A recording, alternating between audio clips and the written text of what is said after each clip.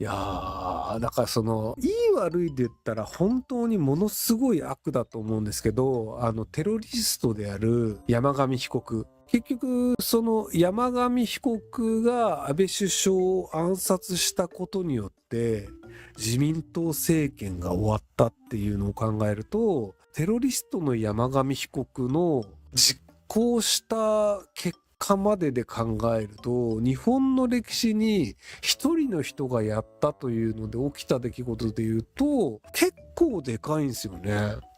皆さん坂本龍馬好きじゃないですか。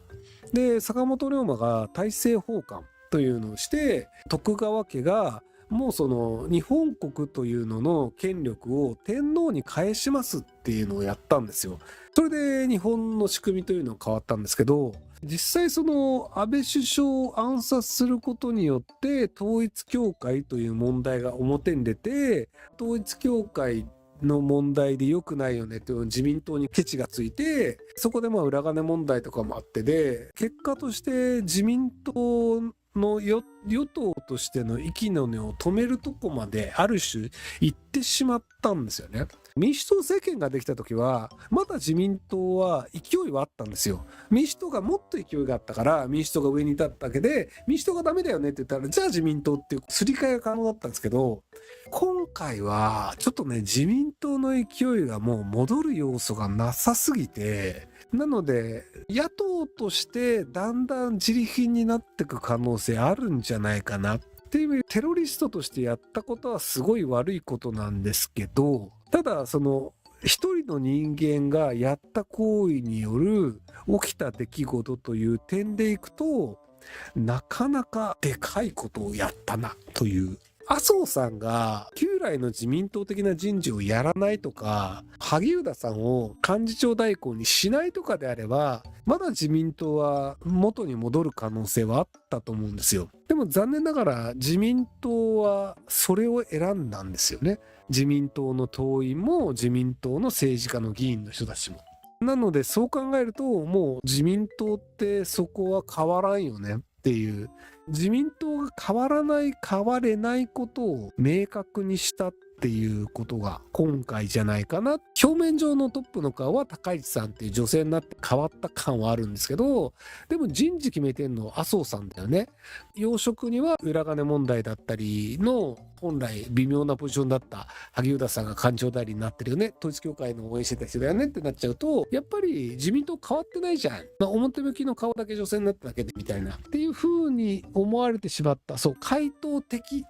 と言っていたにもかかわらず、あれ全然変わってなくね、構造そのままじゃんっていうのを明確にしちゃったんですよね。むしろだからその自民党って回答的って言われたとしても変わらないぐらいなんだよねってなっちゃうと、なのでもともとその自民党の右寄りだった人たちって参政党支持もあったりとか保守党支持もあったりってちょこちょこ出てっちゃってたんですよ。でそれがね、なんで麻生さんじゃんってなっちゃうと、やっぱりその逃げていくよね。でそれがその公明党の支持がなくなったっていうのが、公明党だけがいなくなったと考えてる人いると思うんですけど、違うんですよ。自民党を押さない人が増えた結果、公明党も押せなくなったんですよ。公明党の支持者の中にもともと創価学会で公明党を推してます、自民党も推してますっていう人がいたんですけど、与党でずっと仲良くしてた公明党の人ですら自民党が推せなくなるようなことをしたんですよ。なので一般大衆の人たちも、自民党変わんねえな、やっぱ押せねえなっていうのが結構大きく見えてしまったということが、自民党が分かってないっていうとこなんじゃないかなってね。同じようなことずっと言ってね、酔っ払ってるからね、ごめんなさい。僕氷河期世代って言われるんですけど、実は犯人ってガチ氷河期世代なんですよ。社会人になった年齢がほぼ一緒なんですよね。彼の場合って18歳で社会に出てるんですよ。大学行ってないので。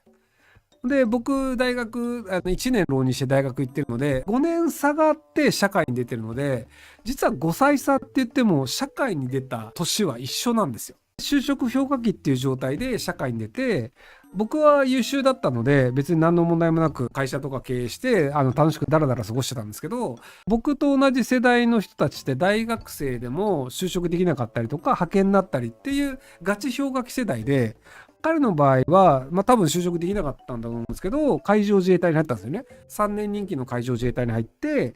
海上自衛隊辞めた後に、宅建とファイナンシャルプランナー2級取ってるんですよ。宅建っていうのが不動産屋さんとかで土地の取引をするときに取引していいですよっていう資格で、宅建持ってると不動産屋だと普通に食えるし、割と就職も楽なんですよ。で、大卒でも宅建取れないやつ結構いるんですよ。なので、高卒で宅建取ってるっていう時点で結構努力家で優秀なんですよ。で、多分コミュニケーション能力高かったら宅建だけで不動産屋に入ってそれなりに食えてるはずなんですけど、ファイナンシャルプランナーの2級まで取ってるんですよ。ファイナンシャルプランナーって僕は役に立たん資格だよねとは思ってるんですけど、とはいえちゃんと勉強しないと取れない資格なんですよ。なので宅建もファイナンシャルプランナーの資格も取っていて、海上自衛隊時代にフォークリフトとかの小型特殊かなの免許とかも取っていて、すごい努力家の人だと思うんですよね。とはいえ就職氷河期世代なので、結果として正社員にはなってなくて、で、その後、派遣の仕事をしていて、派遣でフォークリフトとかをやりながら、4月から無職で、2ヶ月間無職でしたっていう人なんですよね。なので、無敵の人っていうのがすごく無能な人っていうのが無敵の人になるよねみたいな言い方もあると思うんですけど、優秀な人でも報われてない場合に無敵な人になってしまうっていうのもあると思うんですよね。それだけ努力ができて、結果も出せる人が、でも社会の中で報われない時代だったんだと思うんですよね。お母さんが宗教にハマってて、統一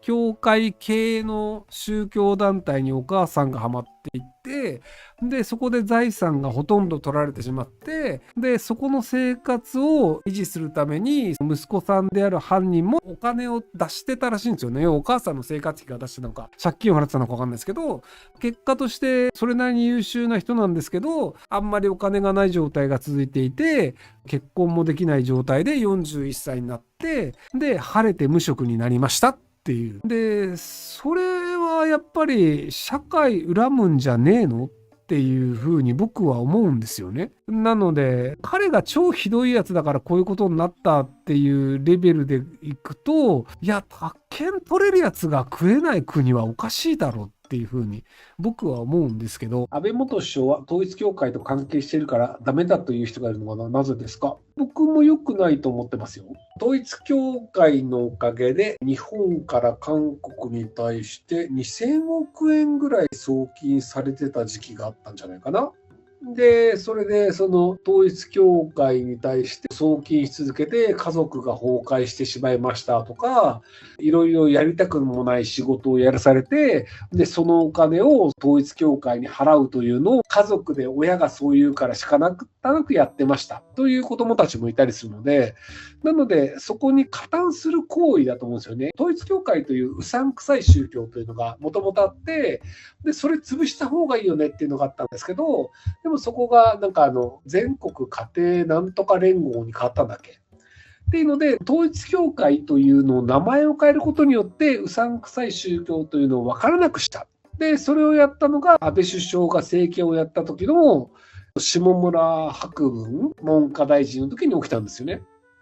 っていうので、統一教会が営業しやすくしたというのに加担していて、で、その後、統一教会の下部組織がやってる UPI だっけ、UPF だっけっていうところに、安倍首相が動画で出演して、統一教会の菅さんっていう女性を褒めるみたいなことをやったりするので、それぐらいやっているすごい団体なんだから、従った方が得だよねという構造を作ってしまったっていうのは、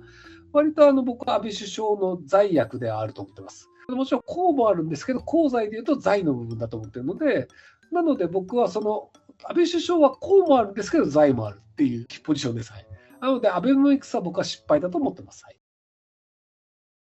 ご視聴ありがとうございます。今回の動画はこちらからの切り抜きになります。ひろゆき LINE スタンプ好評発売中です。概要欄に購入リンクがあるので、そちらから購入できます。よろしくお願いします。